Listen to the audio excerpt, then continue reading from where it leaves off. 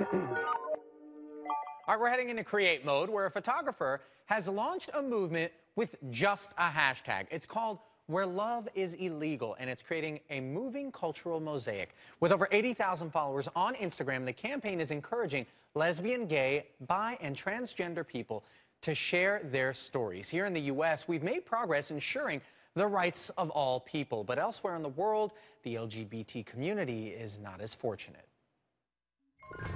June 26, 2015 changed the way we look at human rights and love in the United States. This ruling is a victory for America.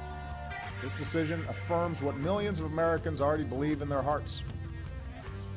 When all Americans are treated as equal, we are all more free. But the battle for LGBT rights rages on around the world. Homosexual acts are illegal in 75 countries and punishable by death in 10. But photographer Robin Hammond is trying to change that. He created a photo series on Instagram called Where Love is Illegal. The photos help tell the stories of 65 people from 7 countries who have been persecuted for their sexual orientation. Here's their words. Then he said he was going to show me that I am a girl. He pulled out a gun and told me to strip off my clothes. The mob started beating us with stones and sticks with nails, saying that we were curses and needed to be killed. Hammond hopes the project makes people realize the fight for equal rights cannot stop at the borders of their own country, not until there's equality for everyone.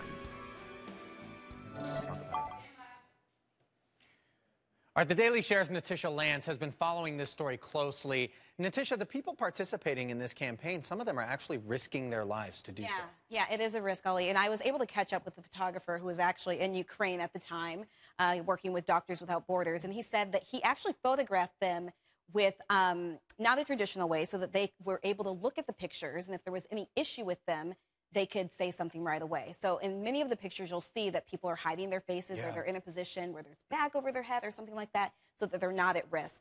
But one of the things that this photographer talked about, he also did the cover story for Time back in June, which talked about people in Africa who were coming out as gay and lesbian.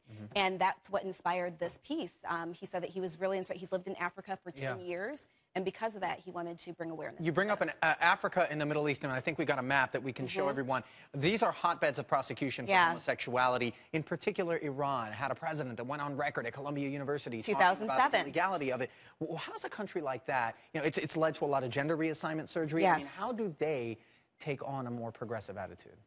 That's a huge question to ask. And how do they? I mean, you follow the lead from other countries, but with these countries, many of the reasons is because of religious reasons. Right. So hopefully this campaign will bring awareness and hopefully they'll start having a little bit more compassion. Yeah, bit by bit. Obviously, we've seen social media make a lot of change around the world. Yep. All right, Natisha Lance, thanks so much.